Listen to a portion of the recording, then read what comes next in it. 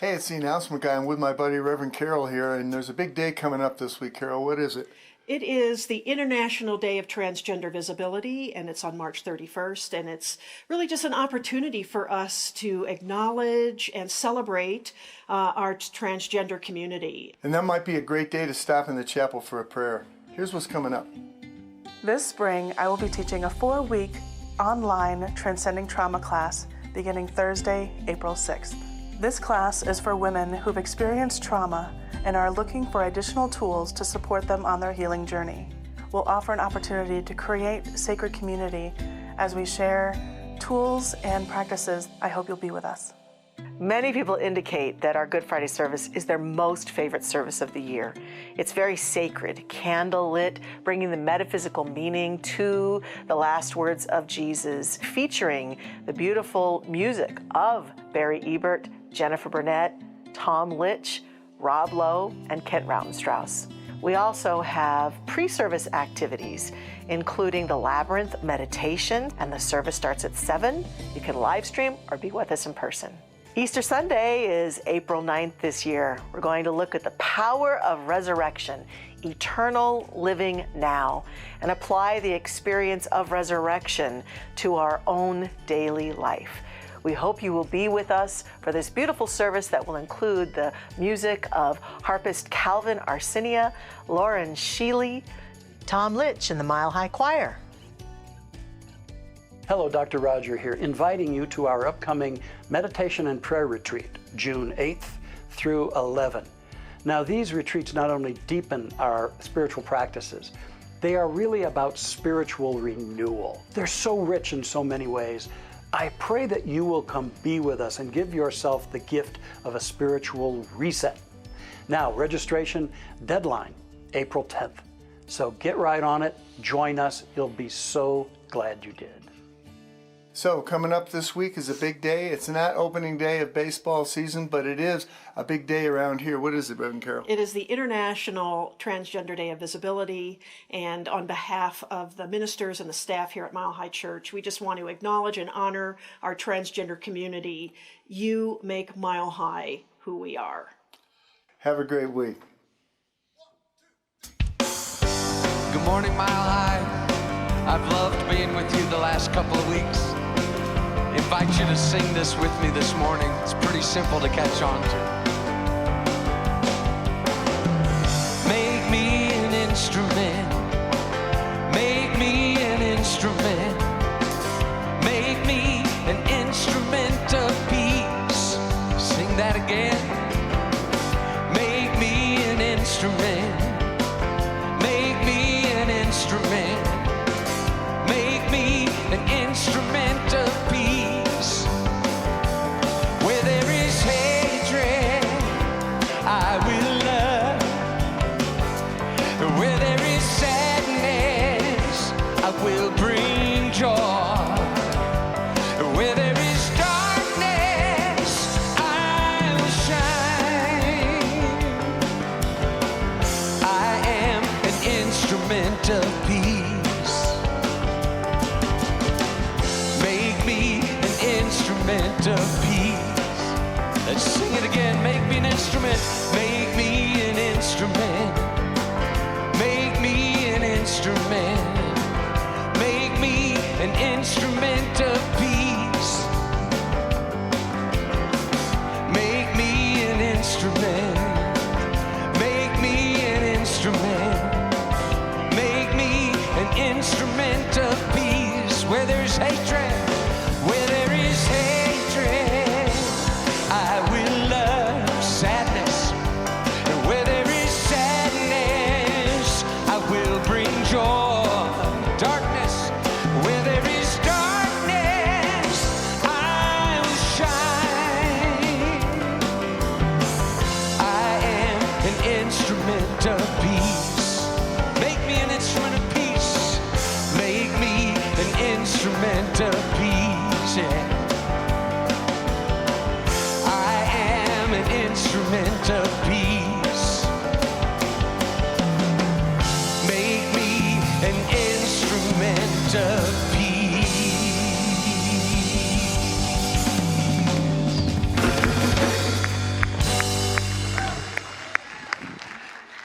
Gary Lynn Floyd, our special artist in residence. This is his last Sunday with us for now. It's been so wonderful to have you here. I've gotten the pleasure to get to work with you through the years, and it's an honor, my friend. It's so good to have your husband, Danny, here with us today, too. Where are you, Danny? Hey, there he is. Thank you for sharing him with us. Good morning and welcome to Mile High Church. How wonderful it is to see each and every one of you here today. Welcome to those watching us online. We're in the middle of our spring renewal series, and I love the idea that we commune together on Sunday mornings because of spiritual renewal. So what a wonderful opportunity to consider what you want to renew yourself in today. It could be renewing your sense of self-worth and self-acceptance, your hope in yourself and in humanity. It could be renewing a commitment to love someone who you care about who might be bugging you as of late. But I just invite you to hold that intention in heart today as we engage in this practice of renewal with one another. If you're here for the first time, we love to recite our vision and mission each week. It's coming up on the screens. If you want to say it along with me, it goes like this. Our vision, oneness revealed, a world of love, peace, and abundance for all. And our mission, to serve as a spiritual beacon for personal empowerment and global enlightenment. Any Sunday is a wonderful Sunday where Dr. Barry leads us in singing Surely the Presence. And we'll follow that with some silence and then a beautiful prayer from our own Reverend Carol Wilkie.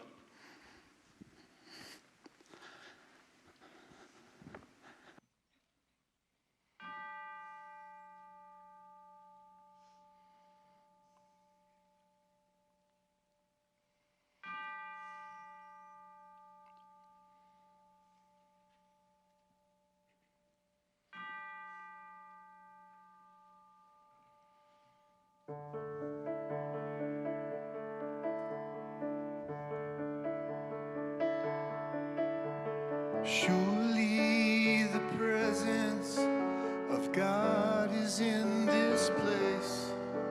I can feel the mighty power and the grace. I can hear the brush of angel wings. I see glory on each face. Surely the presence of God is in this place.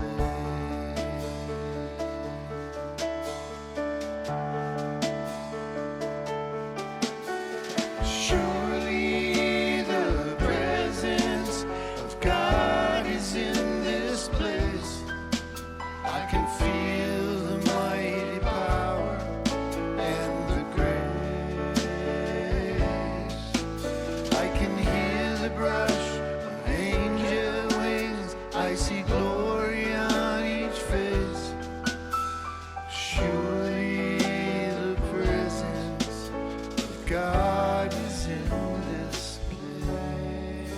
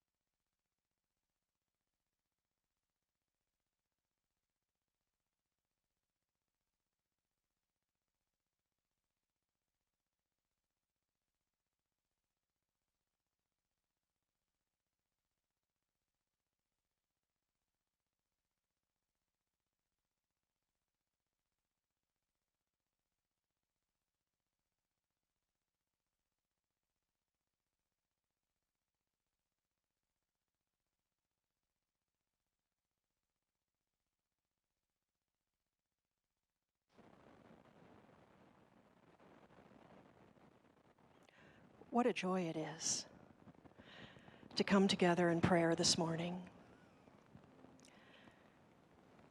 And whether we are here in this beautiful sacred sanctuary or at home watching online, the truth is that wherever we are, God is.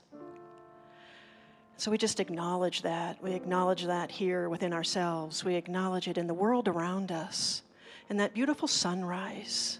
And as those rays of sun hit the Rocky Mountains, we are reminded that we each have an opportunity to reawaken ourselves to that divine presence within us each and every day. And as we celebrate International Day of Transgender Visibility this week, it reminds me the importance of being true to our authentic selves, of being resilient and courageous, and standing in the truth of who we are. I am so grateful for Mile High Church, that we honor all religions, all relational orientations, all relationships. We honor that divine spark, that unique divinity that each one of us expresses, and we celebrate it. And so today I just stand in that awareness of acceptance, but most of all, the awareness of love. And we just allow that love to permeate every cell of our being. And we stand in the truth that we are that love. And we take that love out into the world. So this morning I am so grateful for this Mile High community of love, grateful for all who contribute to make this place so special. And I know that as I release these words into that beautiful alchemy of love and law, that all is well, because all is God, and so it is.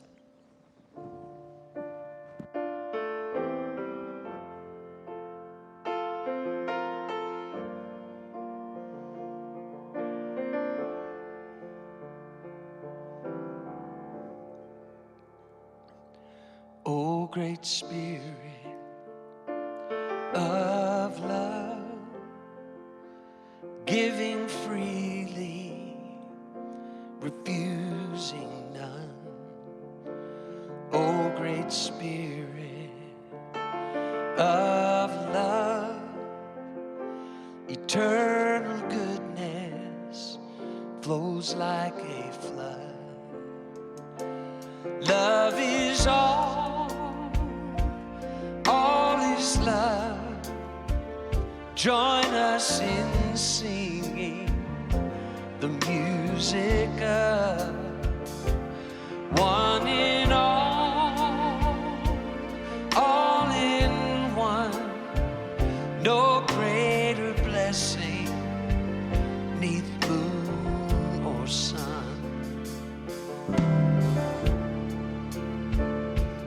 O great Spirit of love, giving freely, refusing none.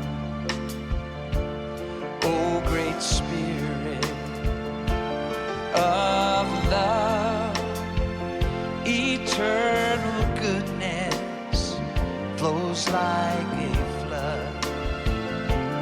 Love is all is love. Join us in singing the music of one in all in one. No greater blessing neath moon or sun. No greater blessing, O great Spirit, neath moon or sun. O great Spirit, no greater blessing, O great Spirit.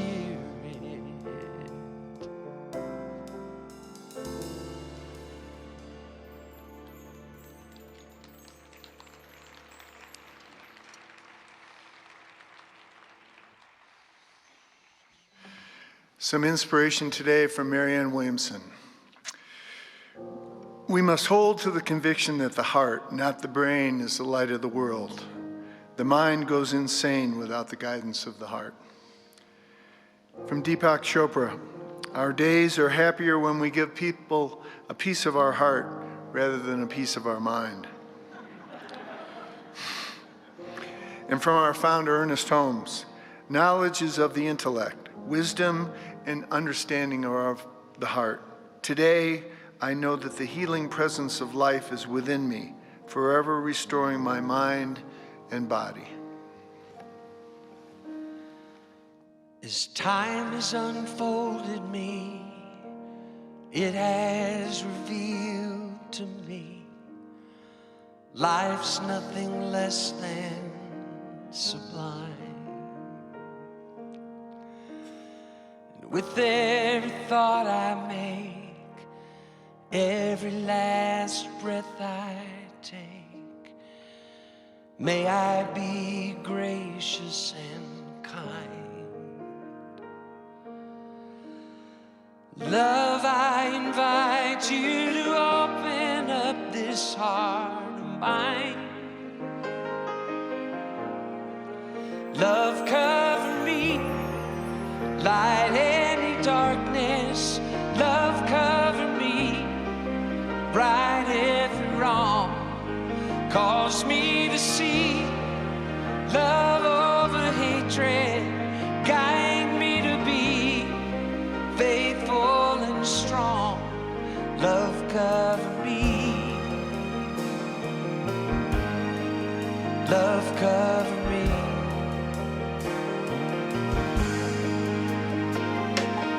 Kindness wash over me. Make me a symphony. Play every note you can find. Make me reverberate, gently deactivate, slowly flow out of my mind. Find me a melody, dance and let my anthem be. Love, cover me, light any darkness. Love, cover me, right every wrong. Cause me to see love over hatred. Guide me to be faithful and strong. Love, cover me. Love, cover me. Love, cover me. I will not be shaken.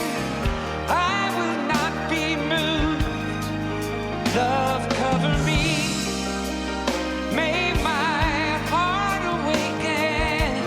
Tenderness be proved. Love, cover me. Love, cover me. I invite you to sing this one word with me. It's pretty simple. It goes like this. Love, love, love, love. Yeah, it's beautiful. Sing it again. Love, love, love, love. Yeah. Love, I invite you to open up this heart of mine. Love, cover me, light any darkness. Love, cover me, right every wrong. Cause me to see love over hatred. Guide me to be faithful and strong. Love, cover me. Love, cover me. Love, cover me. Love, cover me. Love, cover me. Love, cover me.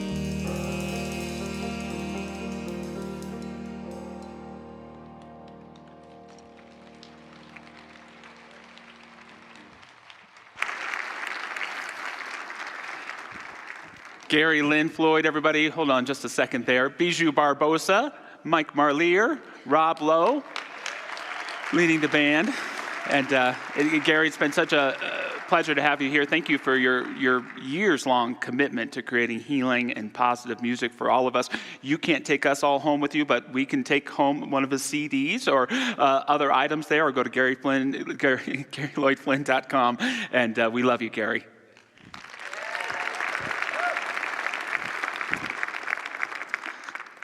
So good to see you this morning. We're in the middle of our Spring Renewal series. Michelle spoke last week. I get to speak today, and Dr. Roger will be back with us next week to wrap up for Palm Sunday. And the theme is Wisdom of the Heart. Today's talk is The Heart is What It Wants. And there's an opportunity to go a little bit deeper in this series. If you go online to the watch page, you'll see that you can download some small group materials, but they're just as well self-led materials, or start a group of your own to dig deeper into that.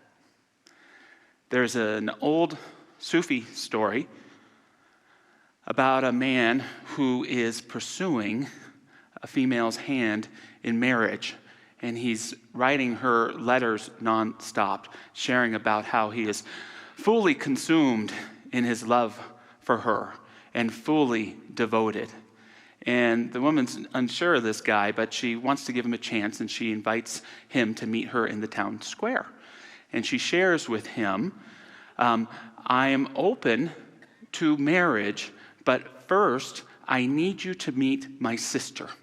You see, she's a little bit prettier than I am, and I want you to meet her before you say yes to marrying me.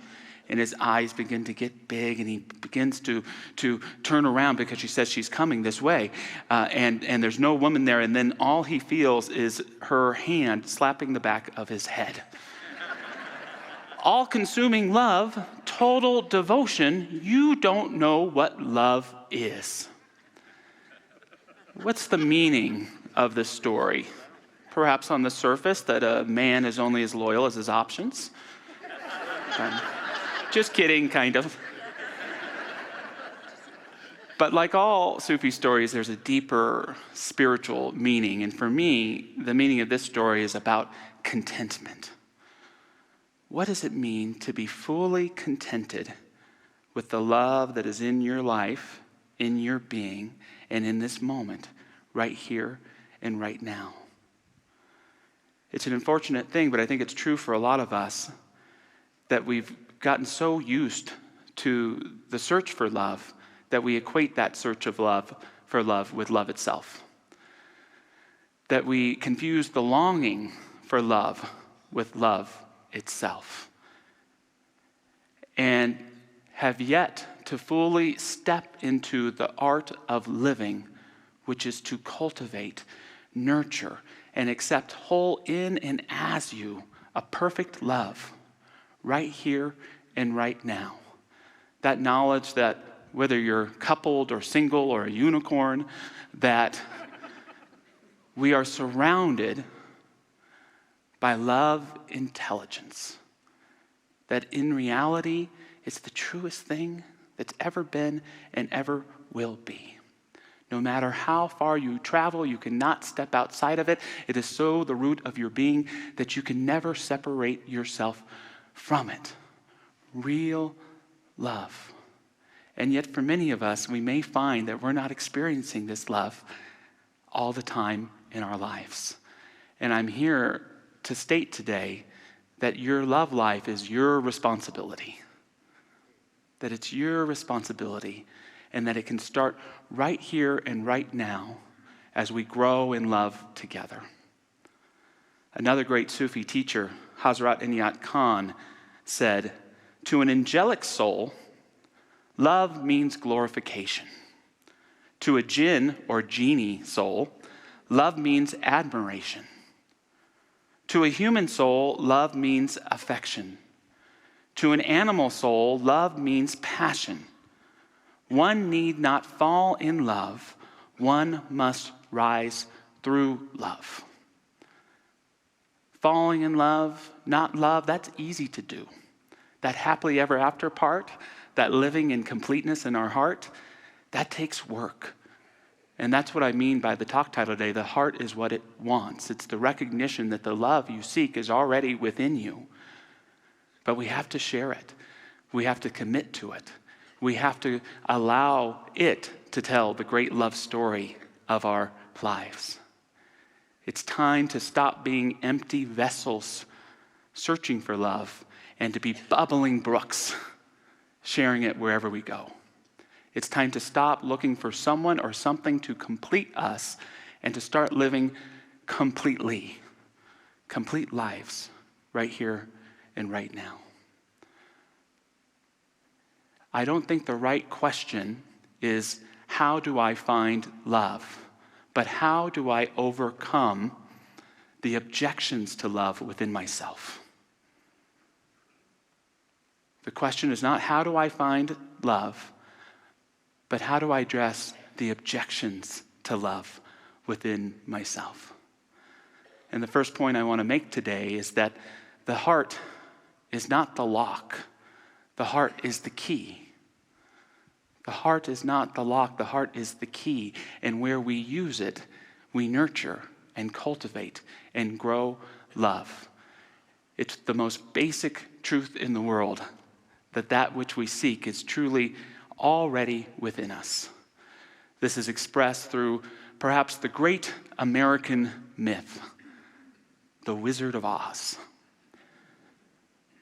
Written in 1900 by Frank Baum, this wonderful book gives us keys to the heart and how to live. The first thing that informs Baum's amazing work that causes most of us to be Dorothyites in life, whether we're aware of it or not, is the sense of childlike wonder. To approach love with childlike wonder. That's what makes the Wizard of Oz so wonderful, is when we see it through the eyes of a child. Baum was certainly interested and influenced by Lewis Carroll's story of a long-haired blonde girl who chases a rabbit down a rabbit hole. But he was just as much influenced by children around him.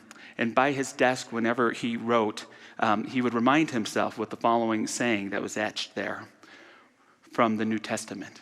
When I was a child, I spoke as a child. I understood as a child.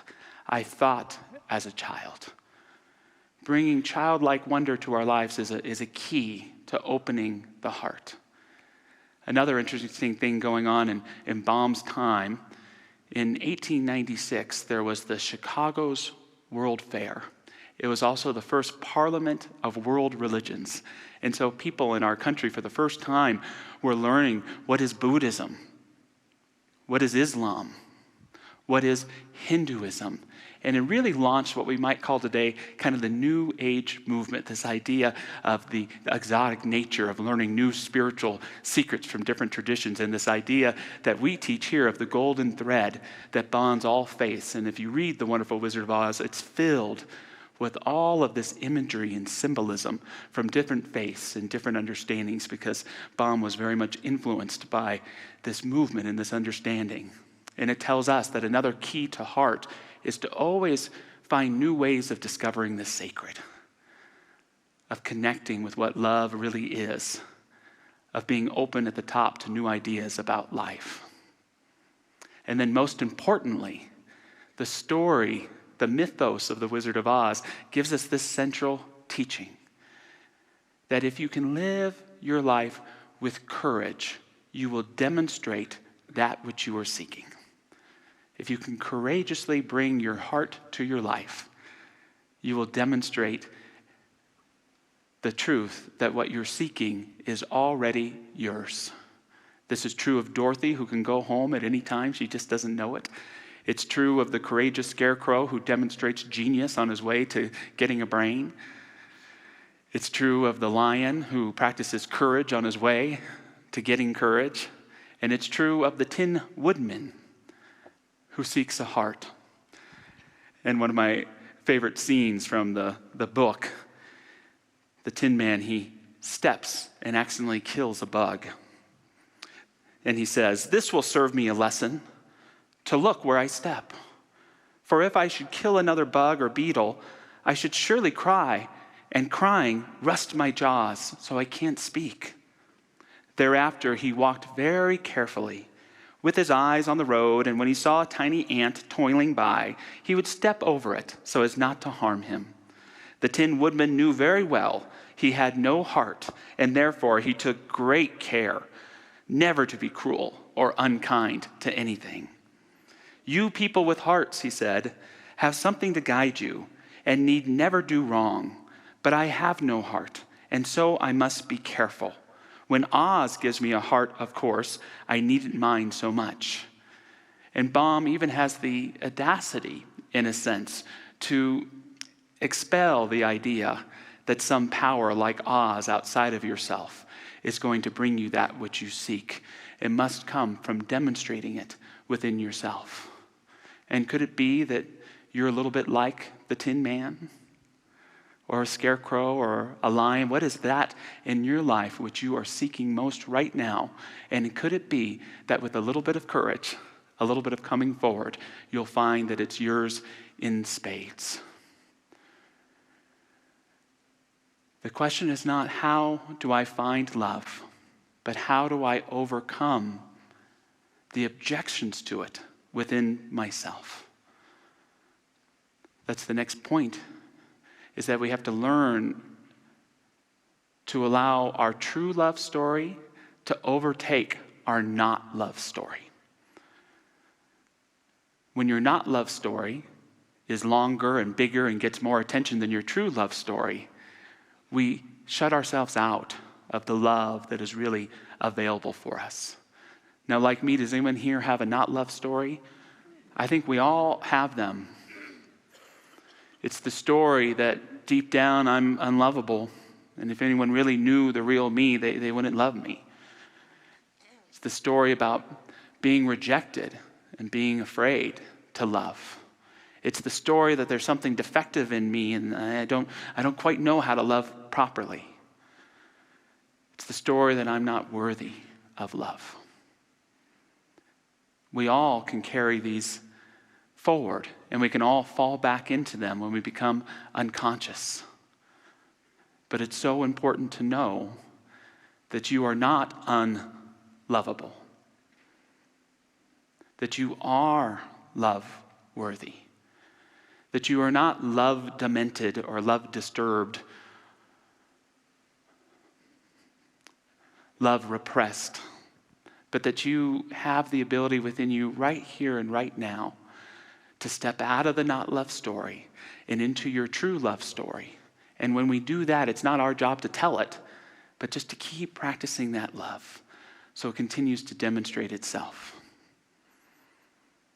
It's again to take seriously the understanding that your love life is your responsibility, that your experience of love is your responsibility.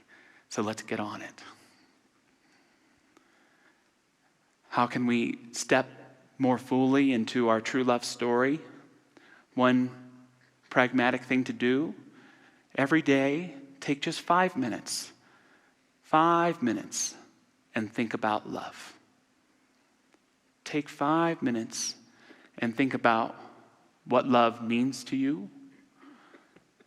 Think about who you love. Think about who loves you. Ponder those who you care about in your life that aren't with you anymore.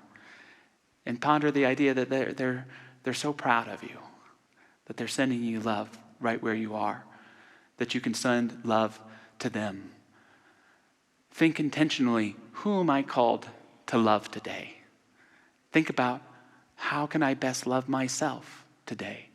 5 minutes every day. Just try it for a week. And find yourself back in that flow and that rhythm of love. We're all about spiritual practice this year at Mile High Church, so let's take 60 seconds. Let's take 60 seconds right now and think about love. I'll keep the time.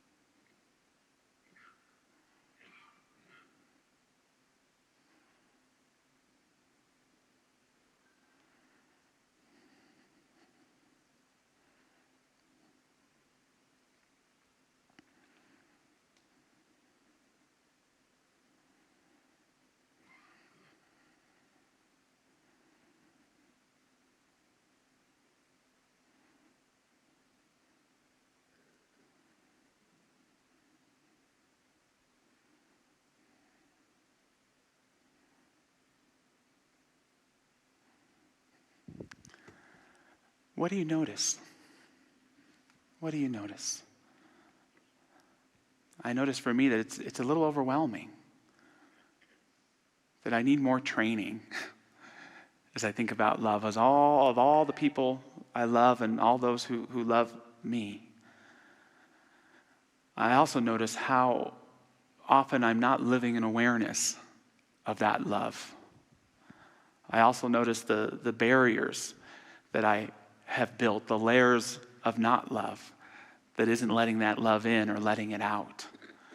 I notice how incredibly blessed I am.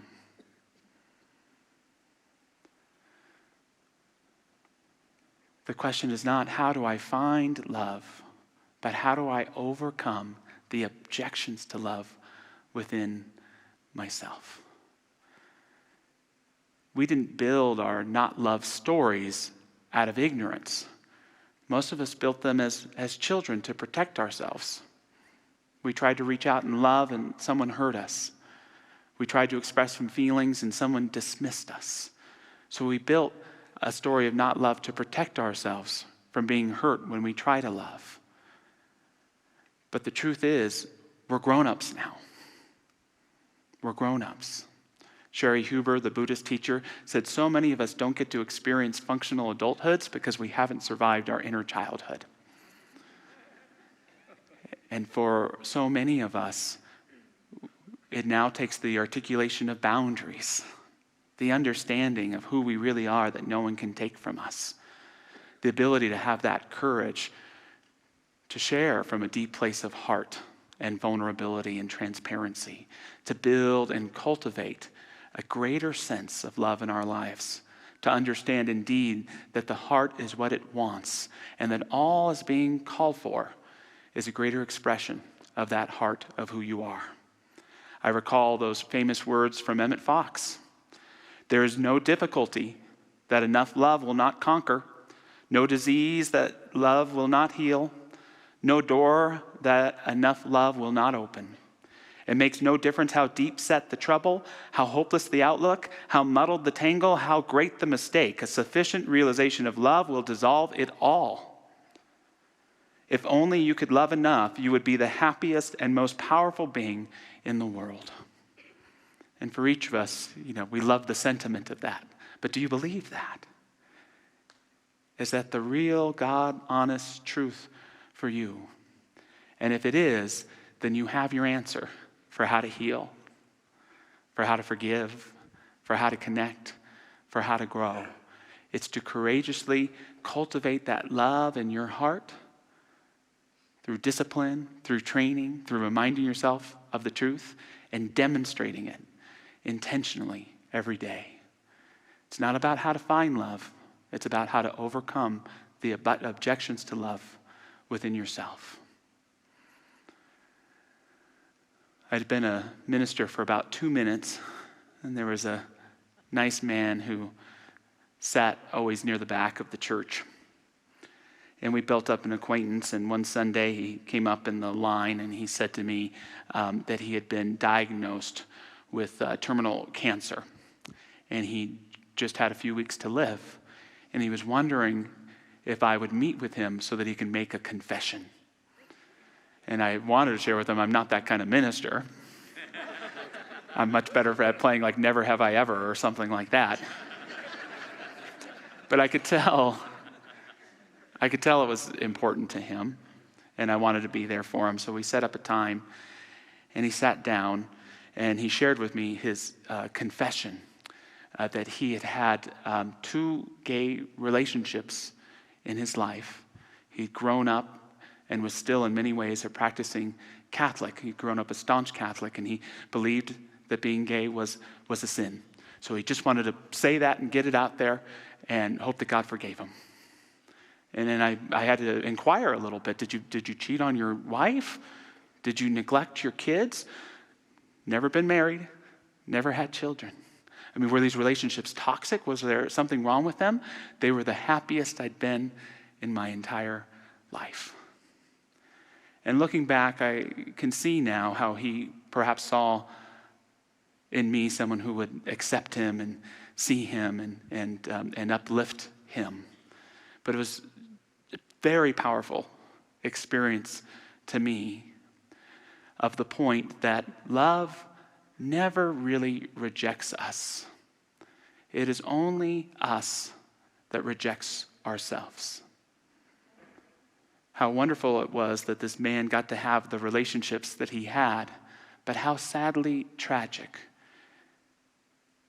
was the sense that I was left with, that he didn't get to live life as fully in love as he wanted to, because that not love story was overtaking him. Love never rejects.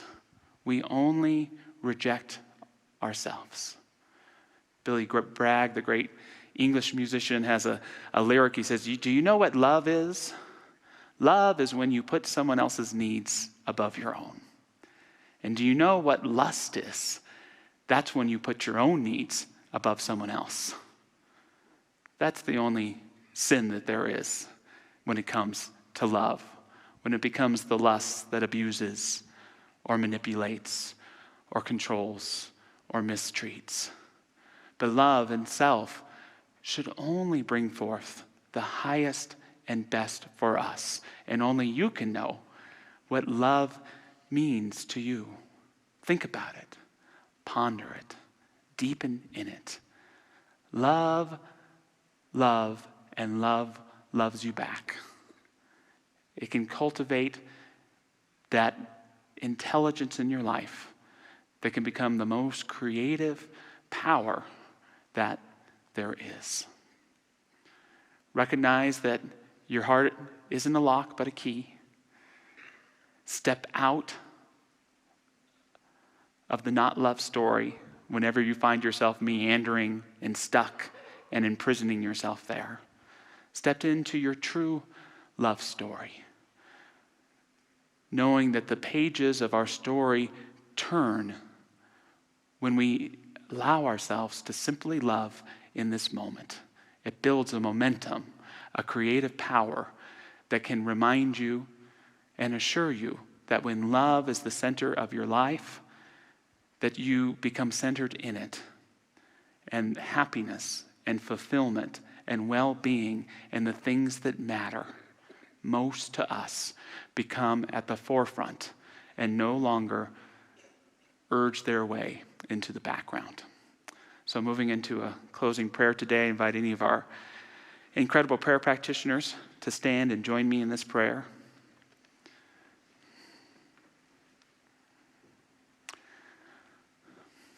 Let's think about love.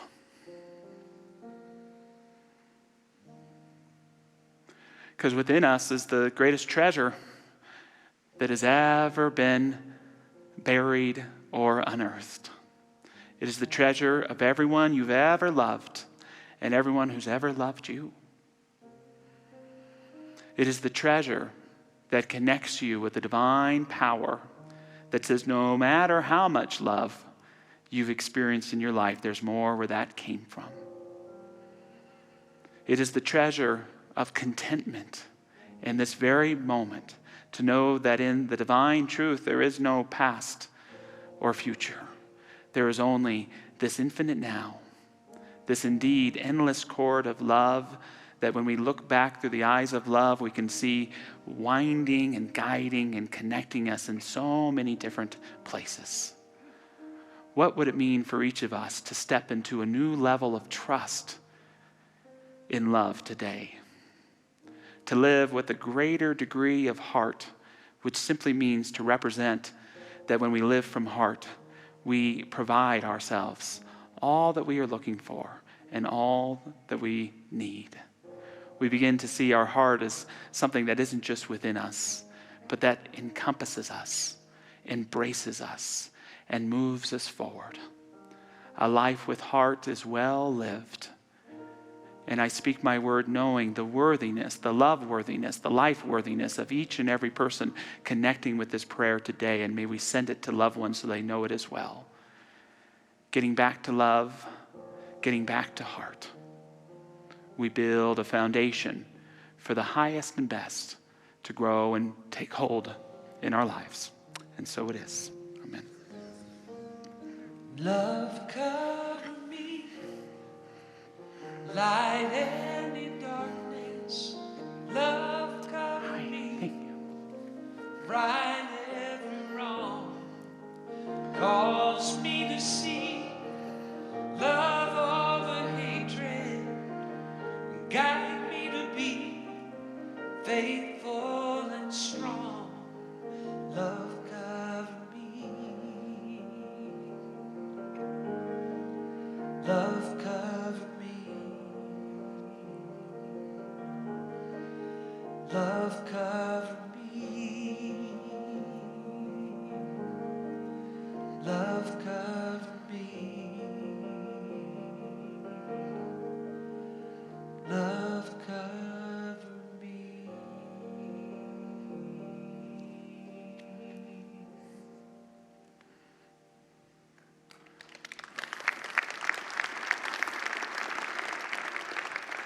Thank you, Gary. As we move into our time of offering today, I want to acknowledge everyone who's watching us live online. We've got about 350 people or so, people from Japan, Germany, Rhode Island, Loveland. Where's that? That's not that far away, is it? Someone named Dr. Raz Smith is tuning in from the road. Raz, do not close your eyes during the prayer. And we have Holly, Joyce, and Dr. Michelle watching us from Arizona, where they've just completed a women's retreat, or they're still up to it. So hello, Dr. Michelle. I want to take a moment. There's a care fair going on today in our community center. You'll hear a little bit more about it in a moment. But I just want to take a moment to acknowledge all the incredible people who are a part of our care ministry, who lead our healing ministry, who lead our grief support groups, who lead our Beyond Divorce groups, who go and do hospital visits through our care ministry. I know it is all of our great honor to serve the congregants of Mile High Church, but these are incredible individuals. And if you want to learn more today, go check out those tables and see what's available for you in those times of triumph and of challenge. So if you're willing just to raise your hand lightly, or practitioners, whoever, if you participate in that ministry, so we can acknowledge you. We are so grateful for you. I'm grateful for you. They're a modest bunch. There's a lot of them in here. Thank you for all you do to support Mile High Church, to keep us thriving, to keep us deepening, to keep us growing. Your financial gifts are so incredibly appreciated. However you give them and however much it is, we know it's given with great heart that helps us grow in abundance as a church, but also helps us grow in abundance in our own individual life. So with that, let's take our gift physically or metaphorically and say our offering affirmation together. Divine love, as me, blesses and multiplies all that I am, all that I have, and all that I circulate. And so it is.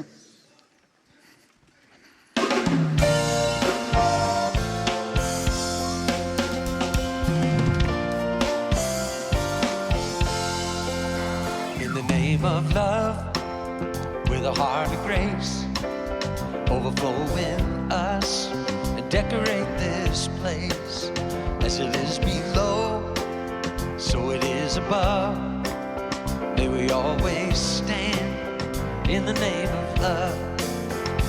When the veil is gone, there's only one of us, only one, in the name of love. When the day is done, we will sing this song, all is one, in the name of love.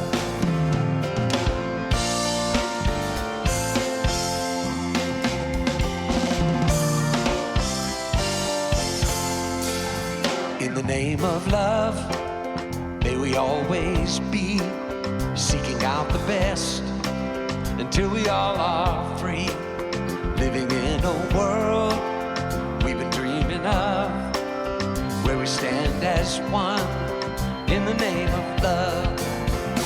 When the veil is gone, there's only one of us, only one, in the name of love. When the day is done, we will sing this song, all is one, in the name of love.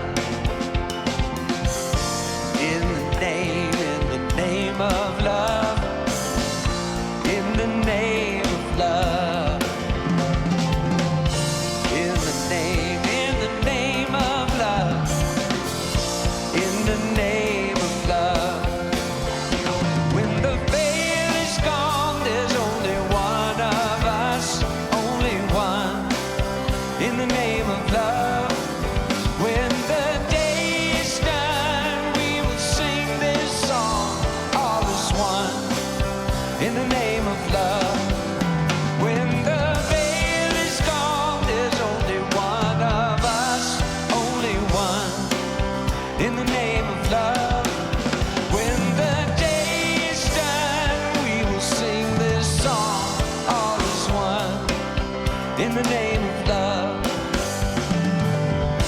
In the name of love.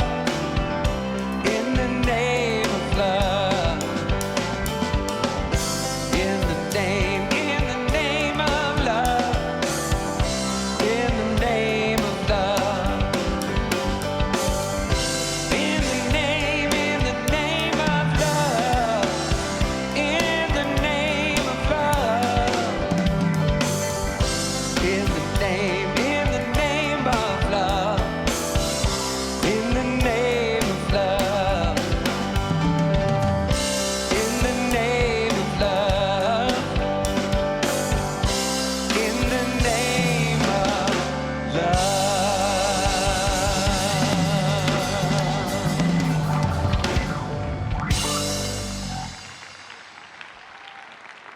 Thank you. That's Gary Lynn Floyd right there. Gary, I want to thank you so much for being part of our community for these 3 weeks. What a gift. Thank you. Thank you, brother. Yeah. And Gary will be out at the table out in the lobby if you want to stop by and say hello and thank him yourself. And he's got some great products, too. So if you're here for the first time at Mile High, welcome. Glad that you came. We're open every Sunday, by the way. Those of you joining us at home, come on back. And so, yeah, we're an open community. We welcome all people. That's how I get in. And so know that you're welcome here as well. And our practitioners are coming forward right now. They're available for a short affirmative prayer right after the service. So do that as well. Thank you, got Barry. anything here, buddy? Yeah, I got a couple things. To your for right is the incredible Reverend Michelle Scavetta, who's going to tell us a little bit more about the care fair going on in the community center today. So there are so many ways that our care ministry is available to support people just along life's journey, the good, the interesting. So stop by one of the tables, all of the tables, to find out more information about things that are happening, how we can be supportive to you, as well as to meet some of the people who are engaged in the care ministry. And for the first 50 people, you get a free gift. Dr. Ernest Holmes' Creative Mind, his first book that he wrote. So stop by the community center after service. Barry was going to get the book. He wasn't confronting me. That was good. That was good. Hey, we got Good Friday. Dr. Barry leads an incredible service for us. It's at 7 p.m., very heartwarming and deepening. Dr. Michelle's got an incredible message, and we have beautiful music in store for Easter Sunday. And right now, you can go to the event center after service, just to your right, or online. You can go on our website and support our spring flowers for summer lunches. And so you can purchase a lily or some flowers. You saw the flower people here on campus today. Sometimes we just dress like that anyways, but they're there to promote that. And your gifts will go to help kids stay eating when they're not in school through the summertime right here in our local community. So thank you, Reverend Jackie and our Make a Difference team, for supporting that. So with that, if you would like to stand and care to repeat a benediction after me, it goes like this. Something wonderful is happening to me right now. It is this thing called life. Life is in my mind. Life is in my body. Life is in all that I do. I give thanks for it. And I accept it. Just the way that it is. And just the way that it is not. Thank you, life.